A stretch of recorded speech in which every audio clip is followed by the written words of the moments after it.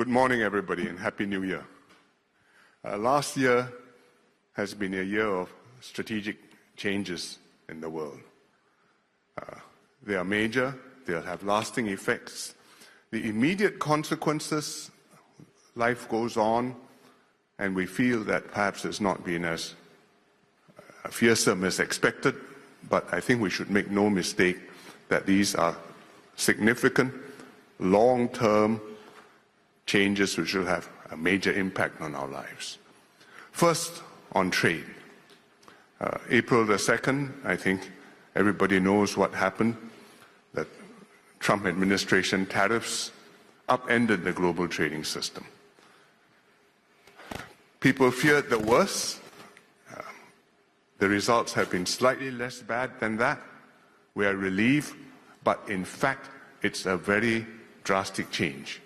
The results have been slightly less bad because the tariffs are a bit lower than initially headlined, because the implementation has been slower, because the US have had an AI tech boom, which has driven the US economy, and that's carried us along. But we should understand that it's a drastic change because in a multilateral trading system anchored by the US, based on MFN, most favored nation status, now the anchor player, the US, has said, I'm not playing. I'm opting out, and furthermore, I do not want to do business like that. I'm going to deal bilaterally, one-on-one, and on the basis that I will tariff you, and I will use my tariffs as a policy tool for many other purposes as well. And meanwhile, in that circumstance, the world has to go on.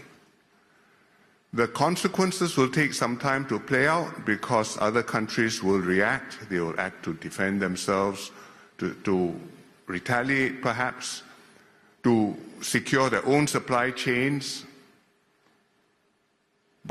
And the consequences will take time to play out. But that is going to hurt the world economy and lead to less stability, less growth, less prosperity, less economic integration and technological progress. I think that is not in doubt. On the security side, there have been major changes too. In Europe, the European countries are engaged in deep soul-searching now on what responsibility they can take for defense and how they can come together in order to determine their own security policy and be less dependent on the United States. It's going to be not just a lot of budget, but it's also going to be the difficulty of coming up with a European policy, security, direction, and action.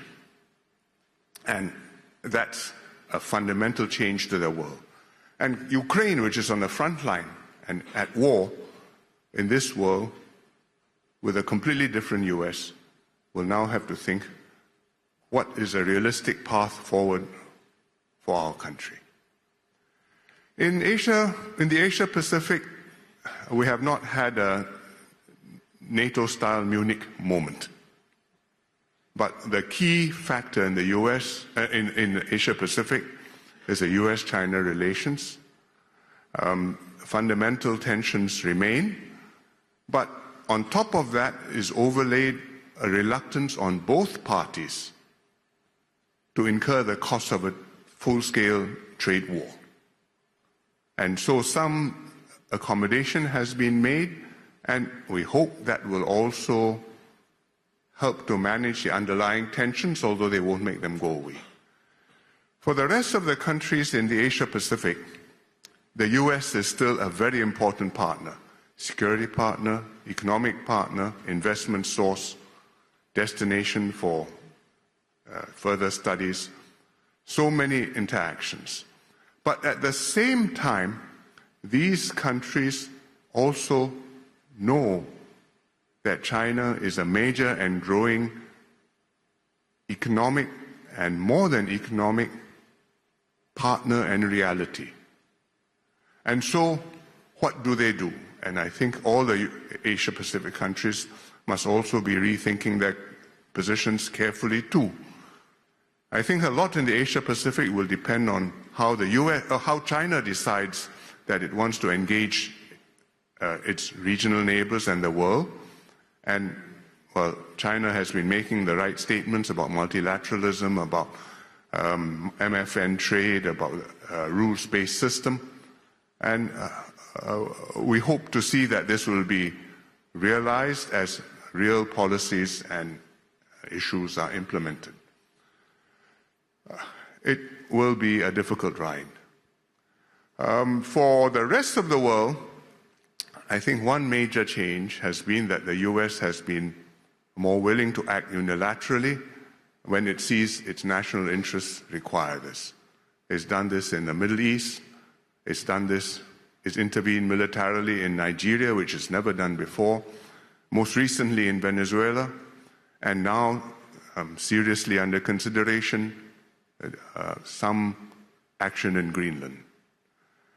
In the short term, these actions have sometimes had spectacular and even positive results. In the Middle East, for example, there's a ceasefire in Gaza, imperfect though it may be, and there was a spectacular strike on the Iranian nuclear facilities.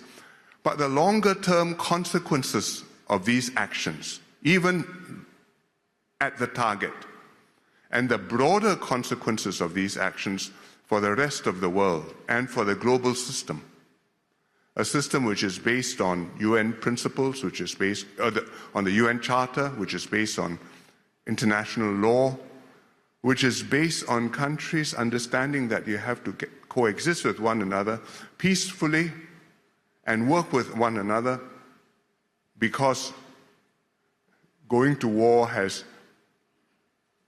grievous and very unpredictable consequences. I'm not sure that that has been furthered by this environment.